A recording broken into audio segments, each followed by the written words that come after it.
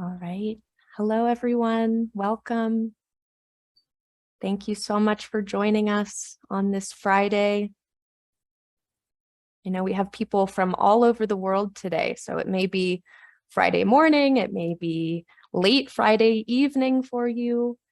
I encourage you as you join, if you feel called to, please feel free to put your name and where you're joining us from in the chat. You'll see the chat in the bottom right-hand corner of your screen.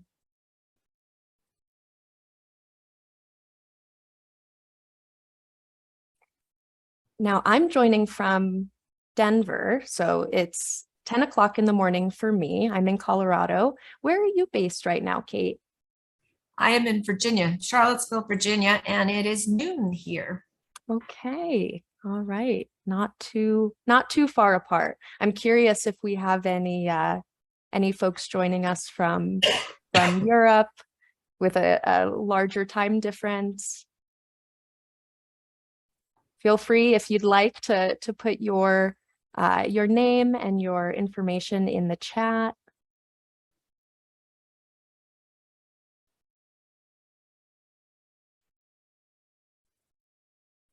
All right. Looks like we have plenty of people joining. Thank you so much. Welcome, everybody. We have Stacy joining from Florida.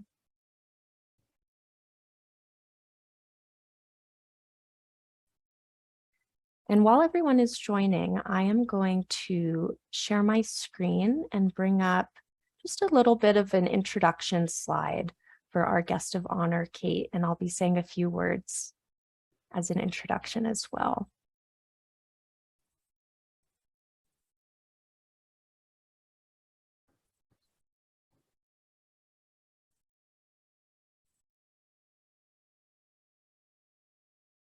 Welcome, everyone. Ooh, Hamburg, Germany.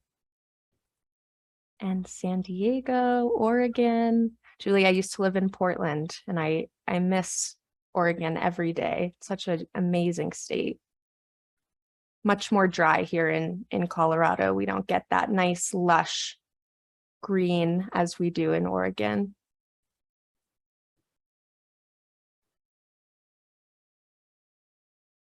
We've had lots of rain here. Have you? Yes, lots of rain. Every couple days, storms. So Good for the plants. lush. The weeds are taller than the new plants, I think. Oh, wow.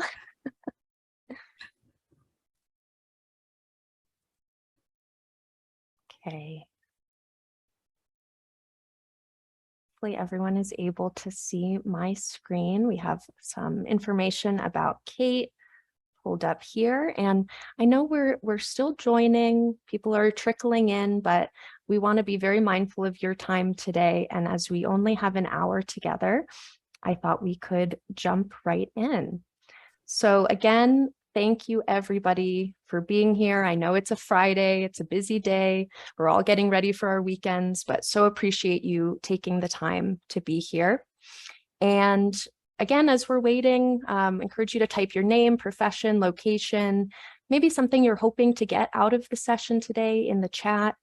You'll see the chat box to the right of your screen in the bottom right-hand corner. And be sure also to stay until the end of the session today, as we will be announcing the details of a very special offer for SSP that is connected with our wonderful partner, Deb Dana. It's a great opportunity. We will also be mentioning some details of our PVI gathering and Safe and Sound Summit in October, which our guest of honor today, Kate Appleton, will be speaking at. So be sure to stay till the end of the session for more information on all of that. Now, just to introduce myself a little bit, my name is Becca, and I am a specialized program consultant with Unyte ILS. I work mostly with educators and therapists who work with the pediatric population. My background is in developmental psychology, and areas of specialty include attachment, bonding, autism spectrum disorder, ADD, ADHD, Kate, I am so excited to pick your brain on attachment and bonding. We've already been able to begin that conversation, and I know we would have so much more to say about it. So maybe we'll get into that a little bit today. I'm really excited for our session today. We are joined by the wonderful Kate Appleton. Kate is a licensed counselor and somatic experience provider. She uses many other modalities in her work, including transforming touch, TEB, IFS, and many more. Kate is also an experienced SSP and focus system provider, and has integrated these programs into her impactful somatic-based therapy with her clients. Kate was one of our panelists at our last SE webinar back at the end of June, which was a lot of fun, and many of you attended. And she is also a leading contributor to our recently published SE and SSP combined delivery guidelines. Thank you so much for joining us, Kate. I will hand it off to you.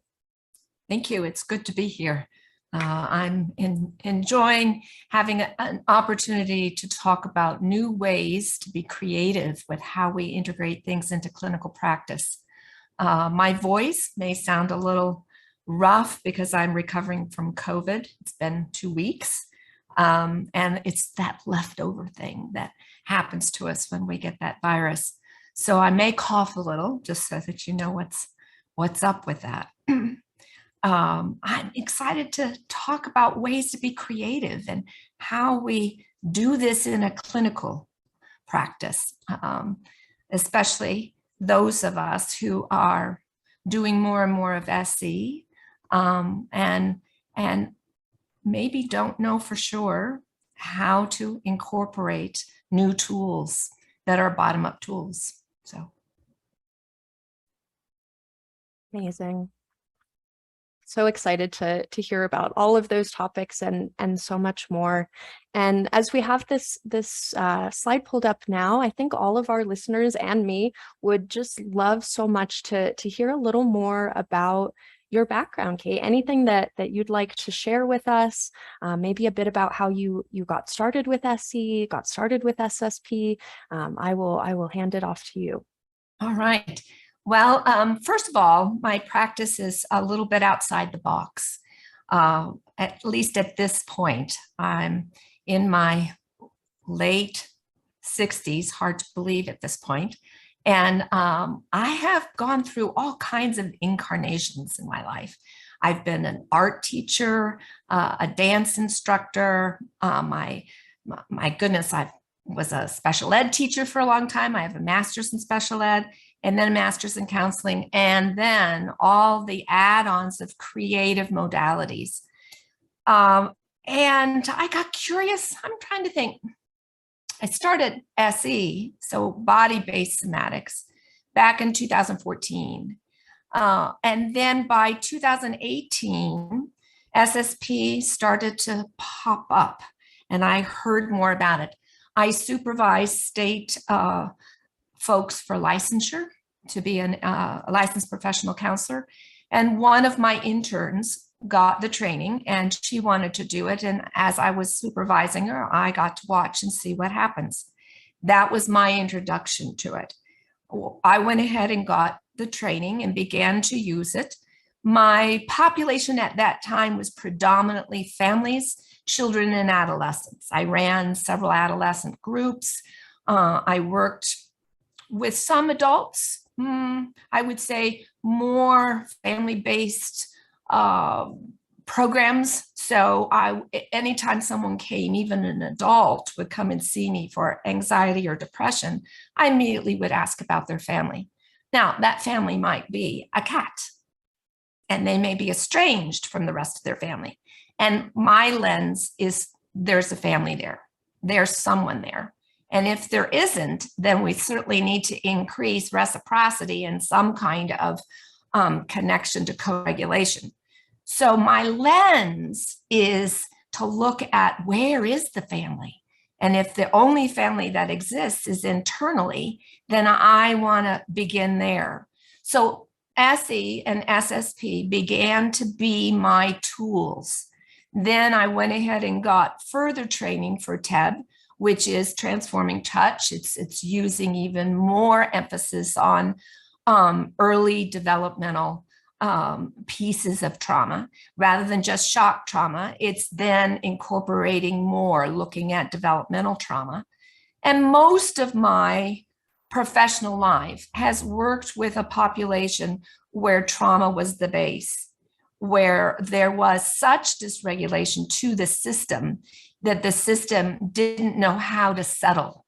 And so when SE came along and then SSP and Focus came along, they were add-on tools that allowed me to work with that underlying regulation of a system that is so out of balance that it depends on a chronic defense, always in the chronic defense mode. So I guess my story would be that I came into using a sound program as another way to add tools to my toolbox, if you will. And as I did that, that then allowed me to expand my ideas of how do I integrate all of this? And can I then give this to a whole family, not just a single person? So if I see an 8-year-old, how can the whole family benefit? If I see a 42-year-old who has children, how does the whole family benefit? And I began doing retreats where one or more of a family come. And part of that retreat includes the sound work. Part of that retreat includes SE, table work. It includes art therapy. It includes movement, because we know that movement supports change. And so all those 5 different elements of CYBAM, if you are an SE provider, all those different elements of CYBAM then can be enhanced by the use of sound, by the use of movement, activities, and then definitely attachment-based work, which some of that has come out of my training with Bonnie Bainbridge Cohen and with embodied recovery. Some of these other kinds of trainings that are really asking us to look at connection, belonging, attachment, and all of that sits on top like scaffolding with safety underneath. So if what we need is to create a baseline, a foundation where there's just enough safety to build a connection, then my connection to my client has a stronger base. And like with scaffolding, I can build on that base with just a little more safety, a little more reciprocity, a little more spaciousness for breath to expand and contract. That makes the work I do much easier, whether the work is being specifically focused on a shock trauma piece or anxiety symptoms or depression, and a way to be with the depression in the now, and to be able to separate the difference between that was then, this is now, that was then, this is now. So SE became my entrance, and then SSP and Focus were add-ons to support and expand that, to add in that safety of a foundation, which makes my work with the SE much easier. Does that help? That's so helpful. And it makes so much sense. You know, we talk about meeting people where they're at, right? And I love your example of all the different family structures that exist, whether that's a cat or another pet, or, you know, people have huge extended families. Some people have a very small family. Either way, you know, that family structure is so important as we develop this foundation of safety and use it as a scaffolding and meet people where they're at in terms of their nervous system sense of safety and sense of danger, because my sense of safety may be completely opposite to your sense of safety. Something that might be a cue of danger to you could be a cue of safety for me. And it's just so different. You know, every nervous system is so different. It sounds like in your experience, both SSP and SS and SE have been wonderful resources in order to meet everyone where they're at that you work with. Yes, I do an awful lot of supervision, case consulting, and mentorship of clinicians, particularly, I would say, well, I can't say that anymore. It used to be mostly new clinicians I worked with. I would say now I am getting more seasoned clinicians that want to know how to integrate many different ways of working with a client. In the old days, we specialized in one thing. We did, wore a hat of CBT, and that's all we did. Or we did EMDR, and that's all we did. And, that's not true anymore. Now there's a plethora of trainings to pull from. And so we're learning how to integrate. So more of my time is spent supporting mentorship of clinicians. And what I found is that when I can help them in their own life feel connected to, I guess, just what is it that helps us be open to change? How do we find ourselves in the room with our client? Can we feel confident? Do we know the difference in ourselves around being present with safety? And as we experience the SSP, or we experience ongoing support and have our own SE sessions, then we are better equipped to work in that counseling room, if you will, and really develop more capacity for our clients. I'm also just amazed at what happens when we learn to titrate things. When we find out that a spoonful of safety makes the medicine go down, as Mary Poppins says.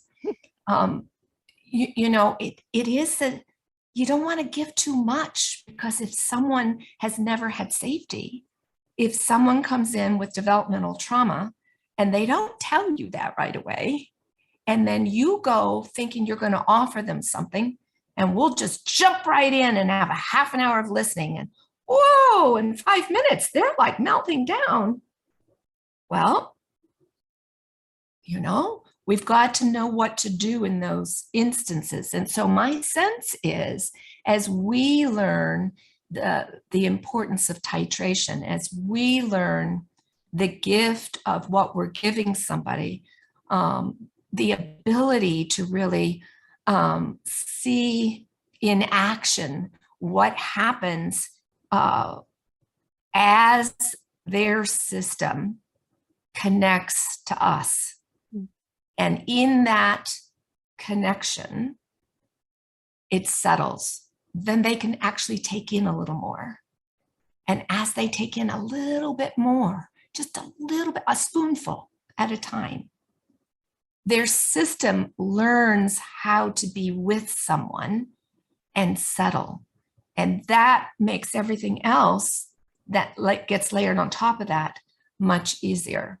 And I combine that right into a regular session, whether that is a session with a clinician that I'm supporting, or whether that's a session with a client like an 8-year-old or a 72-year-old. I'm going to combine that. Now, I may not do a whole half an hour of listening, but I may combine 10 minutes of listening in a session. So there's many ways to utilize this as a tool, whether it's SE or whether it's SSP or whether it's Focus, which is another sound program. I'm so glad you brought up that topic, Kate, because what we're really talking about is co-regulation. And it's so central to SSP and SE. There are other programs on the market where they're marketed as put on the headphones, do this technique, and you're all good to go. One size fits all, immediately calmed. And with both programs, it seems to me that there's such a constant adjusting and a constant, as you said, changing of titration and observation. And sometimes, as you mentioned, after 5 or 10 minutes of listening for SSP, the nervous system says, okay, that's enough for today. No more.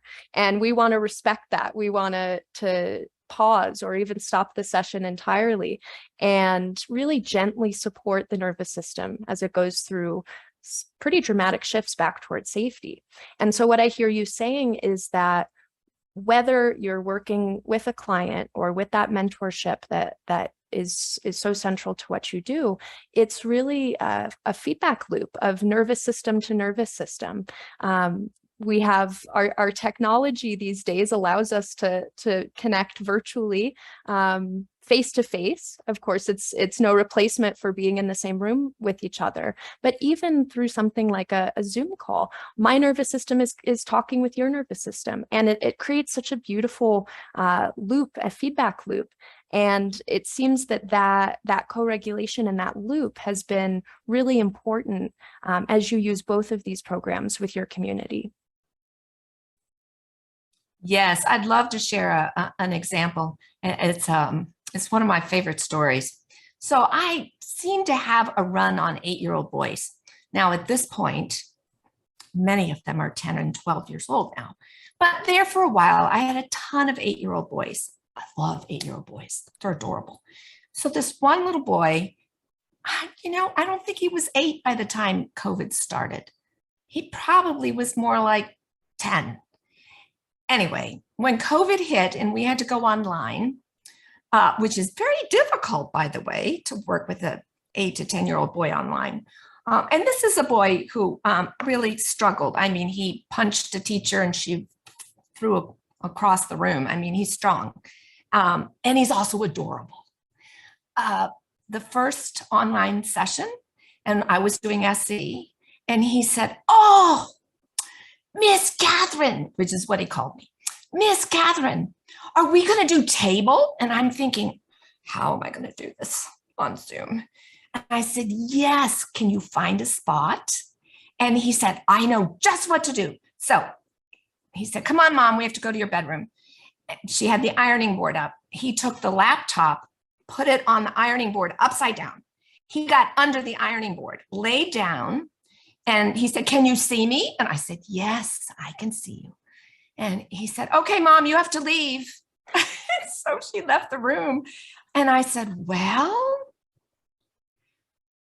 what happens next?" And he goes, "You tell me to take a deep breath and to feel connected to the table." And I said, "That's right."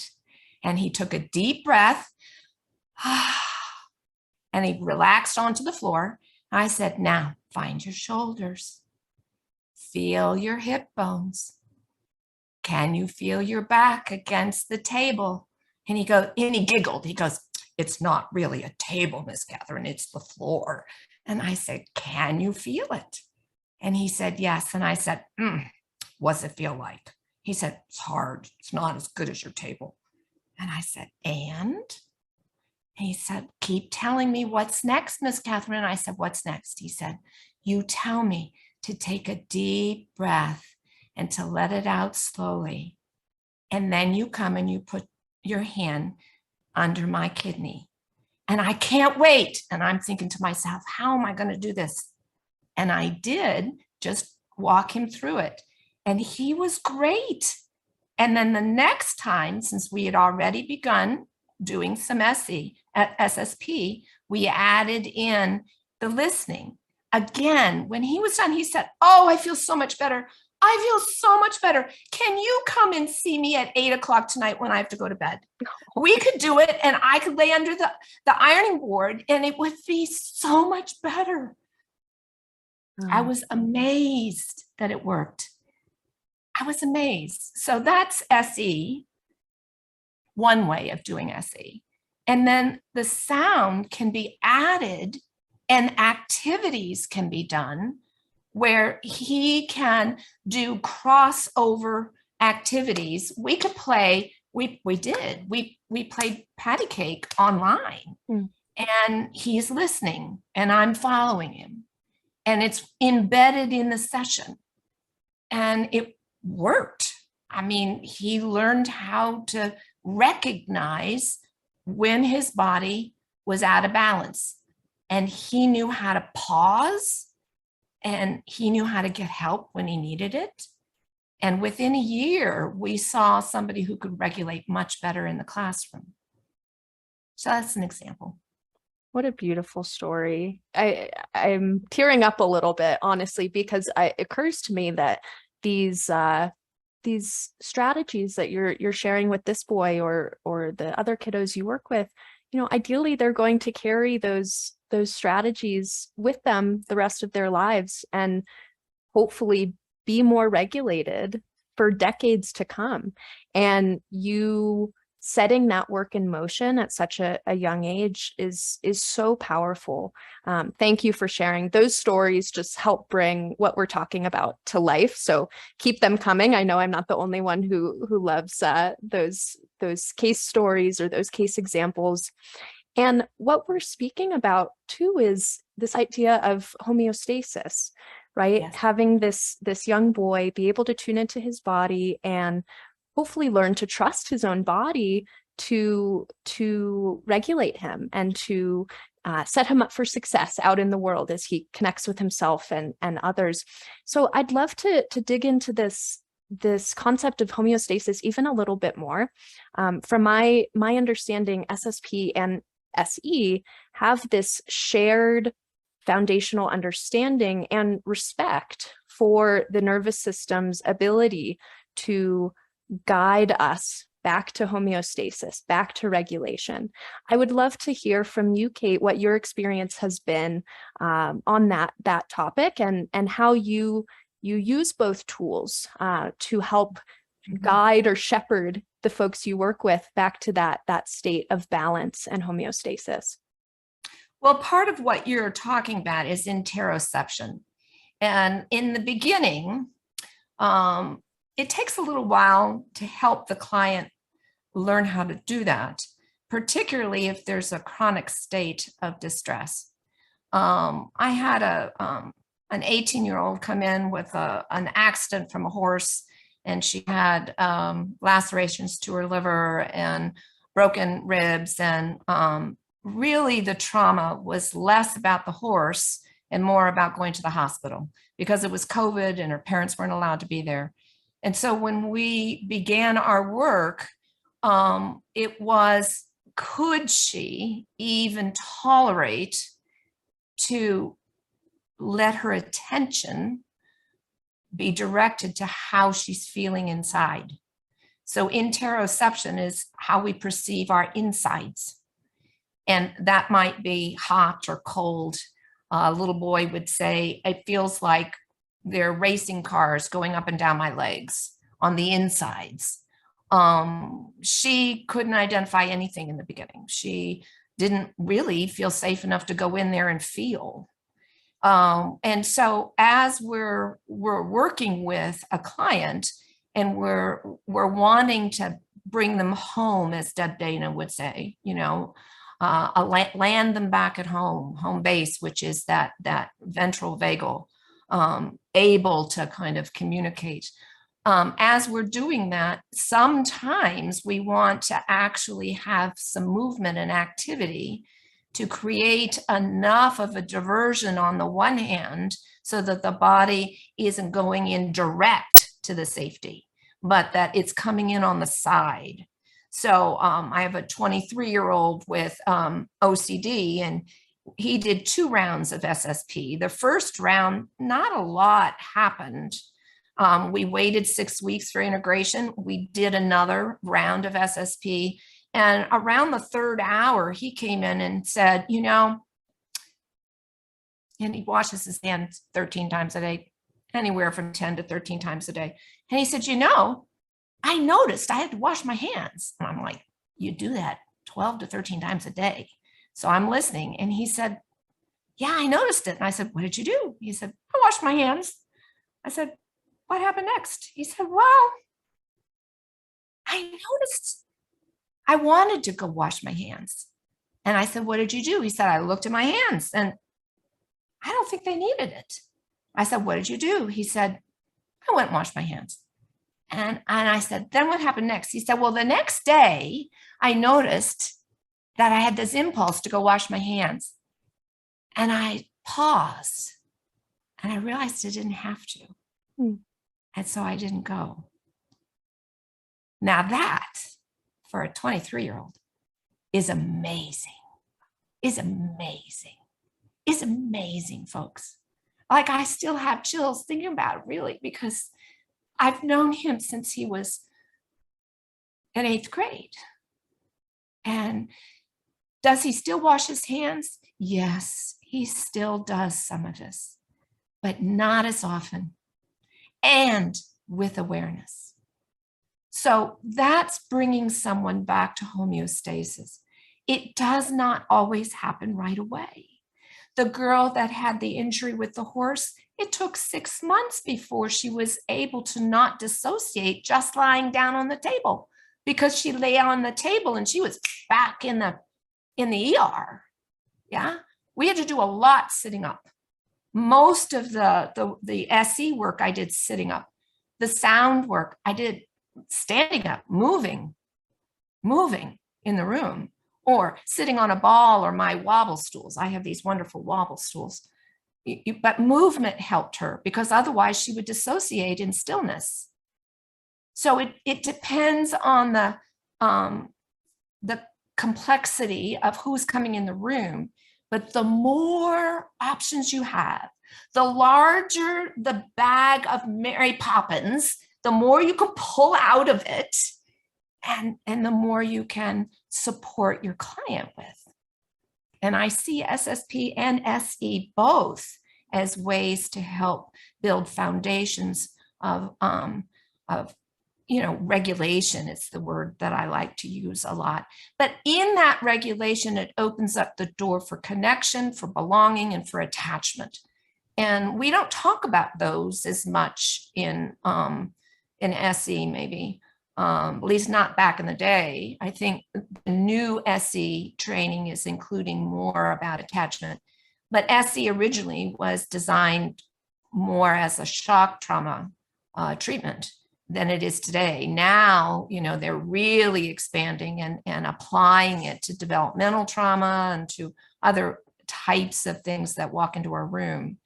I feel that SSP, one of the gifts in it is that it opens the doorway to work in the attachment field.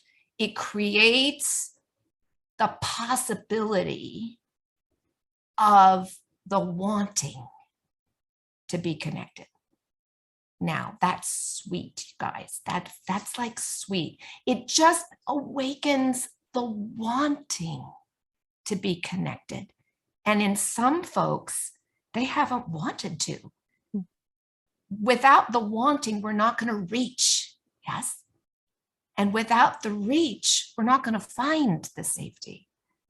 And if it's never enough, we're never going to yield. It's just not safe to yield. Mm-hmm. It's just not. And so, SE is a great tool and SSP is a great add-on. And then I jump from there to focus, which then helps build skills, particularly for ADHD and anxiety. It builds skills. And so anyway, I'm going on and on and on. So no, I could listen to you describe this story and all of your other stories all day long. Honestly, I'm getting goosebumps hearing about the young man having space to decide if washing his hands in that moment was what really needed to happen. And that space, that sense of agency and empowerment, it's life-changing. I mean, what we're talking about is really life-changing. And I'm thinking back to the combined SE SSP delivery guidelines, and something that really resonated with me in that document was this sense of helping to uncover or connect with this unarmored version of the self. And so what I hear you describing in that story is a psychological defense that the nervous system has set in motion. And thank goodness for our nervous systems and their defenses. They keep us safe. We'd be in trouble without them. But sometimes what happens is those defenses have been dialed up a few notches, and it can be very difficult to go through life and go through our day-to-day tasks. And so it seems that SE and SSP can work together in conjunction in such a beautiful way to help identify and eventually dismantle some of those defenses that may come from a result of shock, developmental trauma, what we might call intergenerational or cultural trauma. And when the defenses are where they I don't want to say should be, because of course this is a different experience for everybody, but when the defenses are at a place that enables us to have optimal functioning day to day, that's when we get this homeostasis. That's when we get this balance, this sense of empowerment, agency to really put our best self forward. Yes, I think I'll piggyback on that. You know, we forget how intelligent our system is. Those defenses are necessary. I often will tell a client, your system is so intelligent. It actually knows that it needs to dissociate. Thank God, because you wouldn't have survived it if you hadn't. Well, like, we want to jump up and down and say, woohoo, thank God we have these defenses. And they can soften as we have the courage to land in the now and begin to develop the witness consciousness where we notice, oops, I'm back there. Oops, I feel 8 years old. Oops, I'm reacting back here. I just did this with a 49-year-old woman yesterday. You know, I had her walk a clothesline, and she walked back to being 8 years old when she was hurt, and she talked to that 8-year-old. And then we turned around and we brought that 8-year-old up until she was about 23. And we're working the timeline. We're working the timeline, yes? When we are able to help a client recognize that the defenses are intelligent and can be softened with orientation, which is what we do in the very beginning with SE. We help them orient. We help them allow the waves and the wells to happen. Peter Levine talks about waves and wells. A wave of activation comes in the room. That can happen when we listen to SSP. Yeah, a wave of activation can happen in the body. And then all of a sudden we drop into a well and we need support to come back out of that well. That's regulating through the defense system so that we can land in the now. So that in the now, I notice something in my room. I mean, look behind me, my room is full. So, you know, I notice the drum on the wall. I notice the basket up high. I notice the dog on the floor. I notice the doll over there. That's orienting to the present. And so we can use those SE tools to help when we're asking the body to take in a spoonful of change in the way the sound impacts their defense system. So the SSP works on that middle ear bone, and it works to help titrate the body's reaction to the whatever the perception of threat is. And a lot of times that's unconscious. So if the body's defense system starts to do that while I'm working and with somebody and they're listening, then I can help them orient back into present time. We pause, we orient to the room, we orient to the body, We orient to sensation, we orient to color, we orient back to sensation, we orient to emotion. Then we start the music. Can we be with the music now? If it's too much, we stop.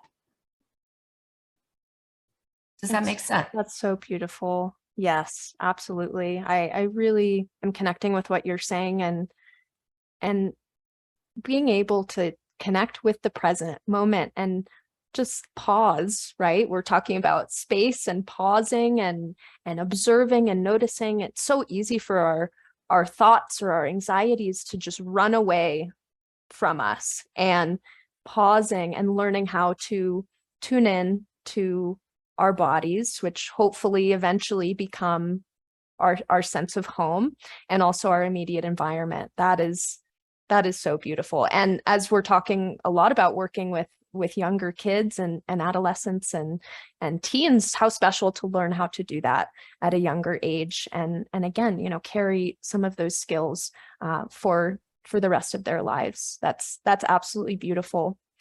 I'm wondering, Kate, if we can shift gears a little bit. We had some wonderful submitted questions and topics for discussion. Thank you to all who submitted ideas for our chat today and questions. I want to make sure we can get to as many of those as possible. And also, if anything is coming up for any of you through our dialogue and you have any questions, please put them in the chat now. We'll have a little bit of dedicated space toward the end of our session to speak to any questions that you have that are coming up within the hour.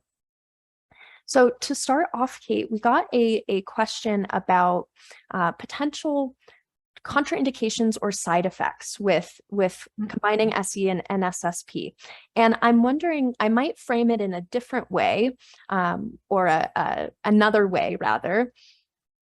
What has been your experience in maybe jumping in a little too quickly? We've talked about meeting the nervous system where it's at, adjusting, titrating.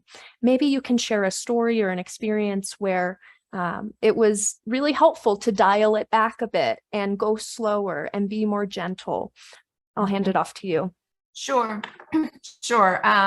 You know, in the very beginning, I didn't really understand the potency of this program. And so, like most of us, I jumped in with 2 feet instead of 1. And in the beginning, I had a client who was, I'm trying to think of how old she is, 38, with a 2-year-old child. And she has some developmental trauma. And I didn't know to have her do movement while she was listening. And because of that, she was sitting in the sofa just listening, and it flooded her system.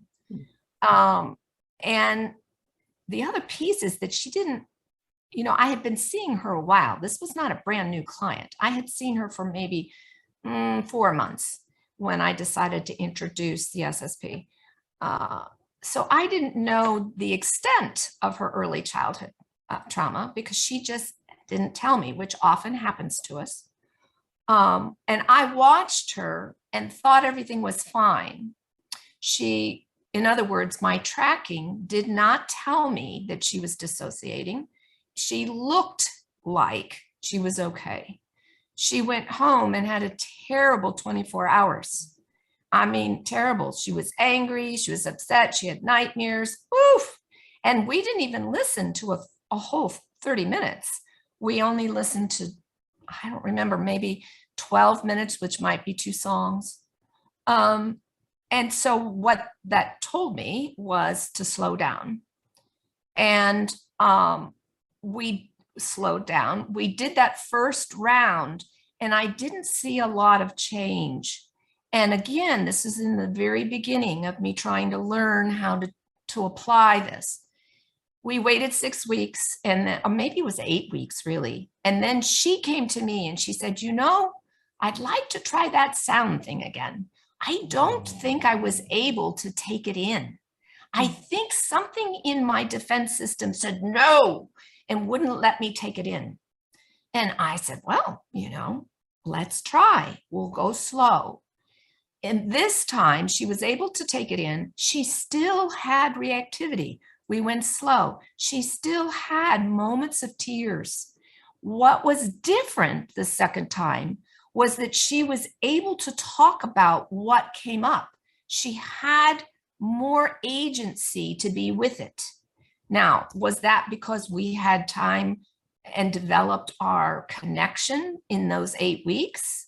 Was that because she had 8 weeks of settling because the SSP gave her a small bit of foundation? I don't know. But what I'm saying is that I learned a lot by noticing that just tracking her is not always going to tell me everything I need to know. So when we talk about contraindications, I mean, you're not going to always know. I mean, the simple ones are they stable? Are they able to have their nervous system receive a little bit of threat? And if they're not, like the girl that had the injury with the horse, I did not do this right away. I waited like 6 months before I did SSP. I did SE for 6 months before I added SSP, because her system had to be at a place where it could tolerate a little tiny bit of safety.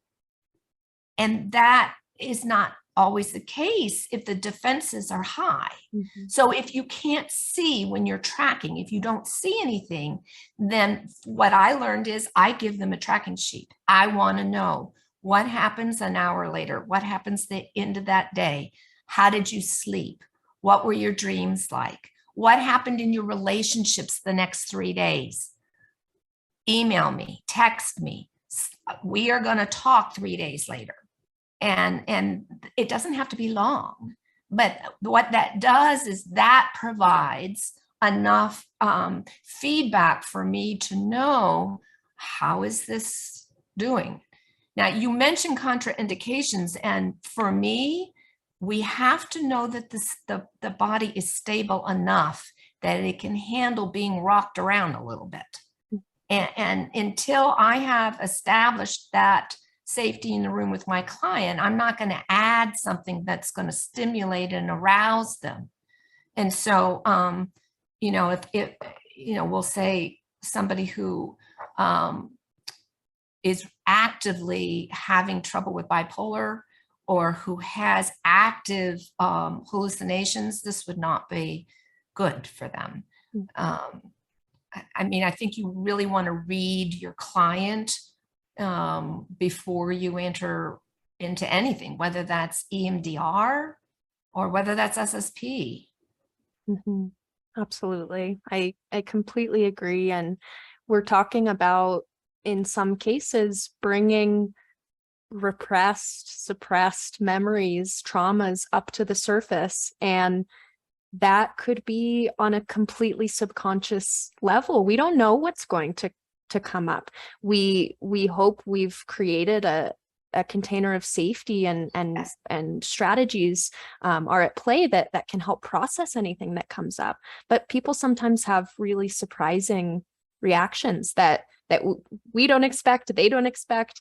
And so it's a constant adjusting, and it requires providers to be very adaptable and to shift gears at a moment's notice, depending on what's coming up.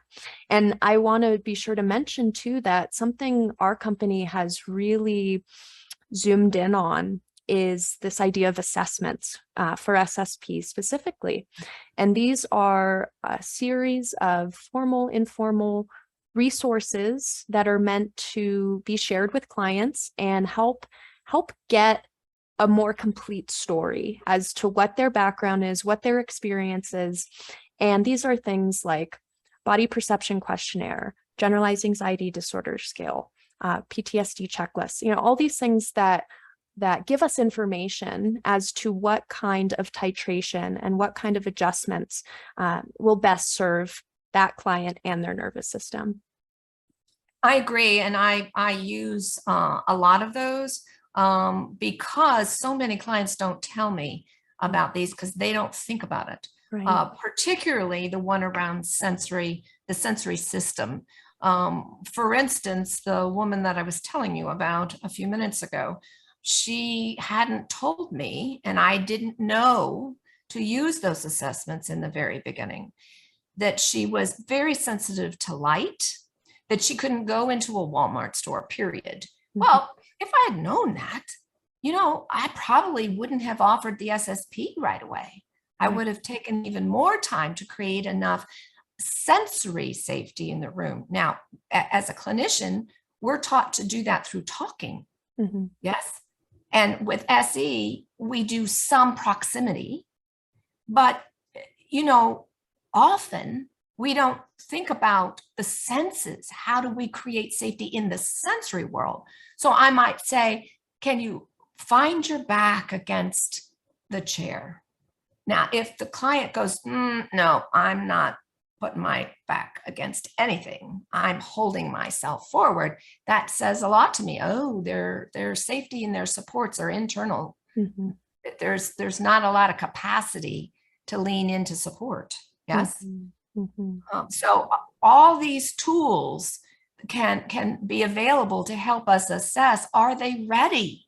Do they have the capacity to embark on touching into that defense system and receive some safety? And they may not be there yet. If they're not, then I use a lot more SE, and I do a lot more with movement. I get them up out of that chair. One of the first things I do is the very first day when they come in is I'll say, be Goldilocks.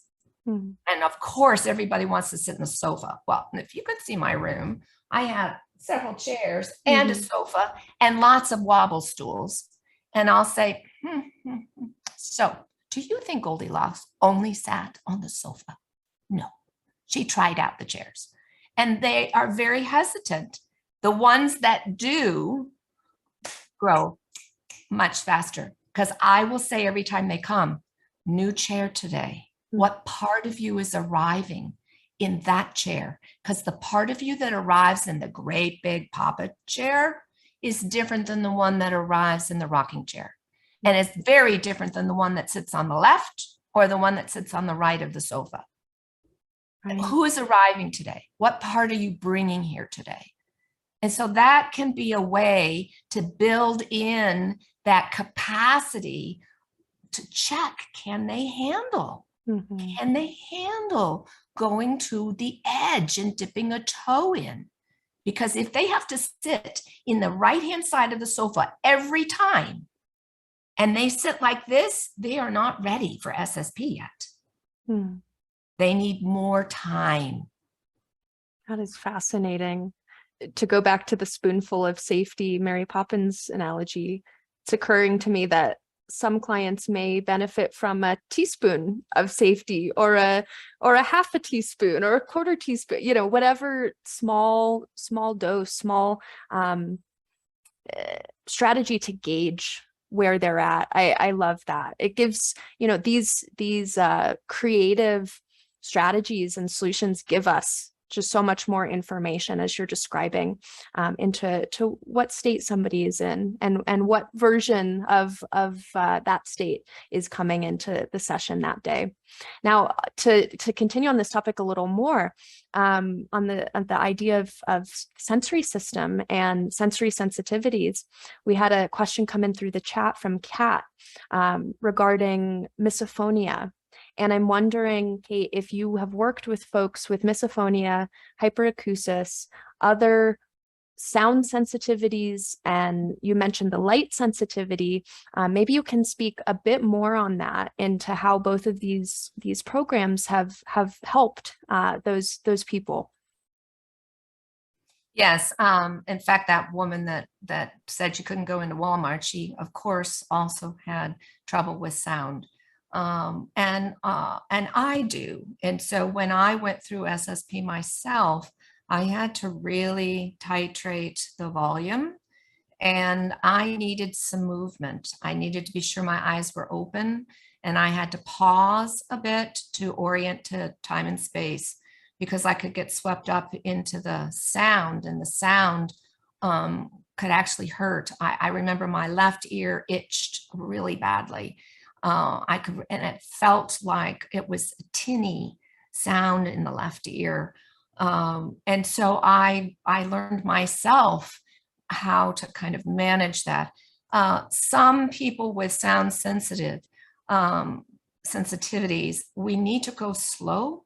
We need to make sure that the volume level is less than what they think they need. And I have them do something like movement, which will help process the sound in an easier way. So whether they're up moving and walking, whether I have them on a balance board, whether I have them standing at a table and really doing something with watercolor on a great big piece of paper so that they've got some movement happening while they're listening. That helps the actual body's sensory system take it in. Again, slow and steady is the name of the game. Yeah, that makes so much sense. And I love how creative you are in your approaches. We're talking about some really out of the box thinking, and every client, I imagine, you know, encourages you to think of new creative approaches and combinations. And I imagine that can be very fun, and eye-opening and mind-opening to be able to have that creativity. And you know what we're talking about is that really SSP, and from my understanding SE, it's by no means a one-size-fits-all program. There is so much room for customization and personalization and adjustment along the way. On the SSP side, for example, we haven't talked about our different pathways, and I know we only have a few minutes left, but I'll just mention that we have many different pieces of SSP that three different pieces of SSP that we can bring in and at different times and titrate, timing of sessions and intervals between the sessions, and introduce different regulating activities during the sessions. And it's just this constant ebb and flow, as you described, as we're observing and adjusting to the client's response. So that is so beautiful. And I really respect your creative approach and your out of the box thinking, because that is so important as we adapt to the needs and the goals of each new client. So thank you for sharing that.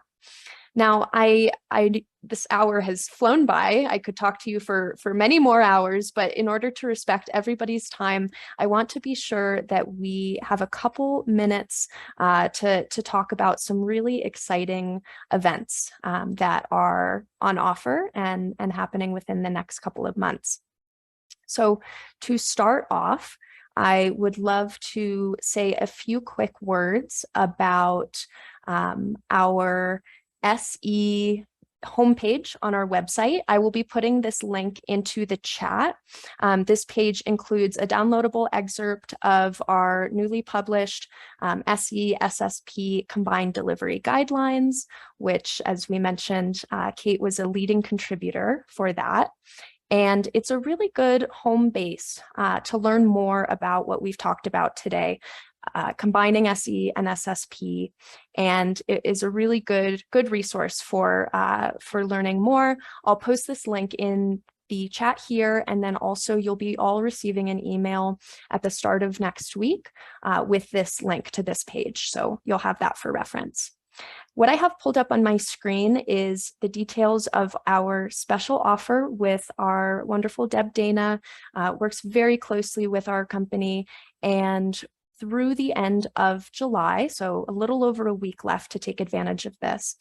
Those who purchase either the annual SSP subscription upfront or billed monthly will receive a copy of Deb's latest best-selling book, Polyvagal Theory and Practice, as well as access to her book study group course online and entry to a live Q&A with Deb hosted by us next month.